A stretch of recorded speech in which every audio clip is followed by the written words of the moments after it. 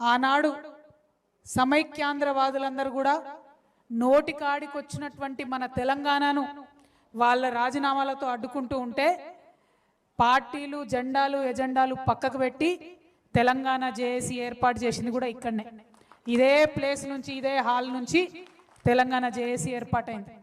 అప్పుడు అన్ని పార్టీలలో ఉన్నటువంటి వాళ్ళు పార్టీలకు అతీతంగా జెండాలకు అతీతంగా వచ్చి కేవలం మాకు తెలంగాణ రాష్ట్రం ముఖ్యం కానీ ఇంకోటి కాదు అని చెప్పి ముందడుగేసి రాష్ట్రాన్ని సాధించుకుందాం. ఆ విషయం మీ అందరికీ తెలుసు.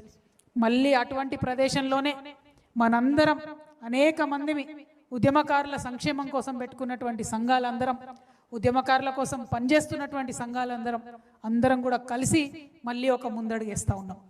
బాధ అవుతుందని ఎందుకన్నా అంటే మనందరం కొట్లాడి రాష్ట్రం సాధించుకున్న తర్వాత రాష్ట్రం రాగానే మొదటి వరుసలోనే మనకు గౌరవం దక్కుతుంది అనుకున్నాం, మొదటి వరుసలోనే మన గుర్తింపు దక్కుతుంది అనుకున్నాం, మొదటి వరుసలోనే అంతో ఇంతో ఎవరికి తగ్గట్టు వారికి రాజకీయ గుర్తింపు దొరుకుతుంది అనుకున్నాం, ఆర్థిక అభివృద్ధి కొంచెం మనం ఒక అడుగు ముందేస్తాం, మన కుటుంబాలు బాగుంటాయి అనుకున్నాం.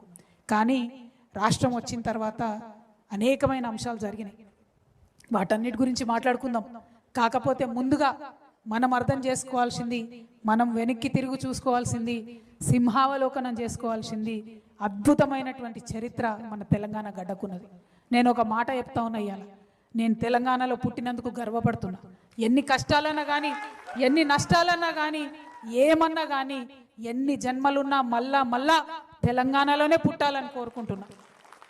ఎందుకంటే తెలంగాణ గడ్డకున్నటువంటి చరిత్ర అటువంటి చరిత్ర.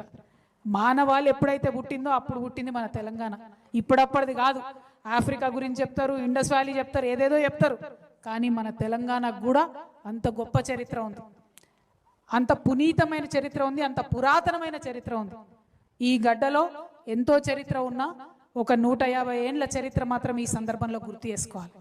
మొట్టమొదటి బ్రిటిష్ వాళ్ళకు వ్యతిరేకంగా పోరాటం చేసినటువంటి గోండు బిడ్డ రామ్జీ గోండుని 1850లో 1860లో దారుణాతి దారుణంగా ఆయనతో పాటు ఆయన ఫాలోవర్స్ అయినటువంటి 1000 మంది ఉద్యమకారులను ఒకటే మర్రి చెట్టుకు ఉరివేసి అత్యంత దారుణంగా బ్రిటిష్ వాళ్ళు చంపారు.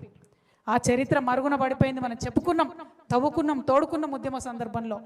ఎట్టి పరిస్థితుల్లో ఆ త్యాగాన్ని మనం మర్చిపోకూడదు.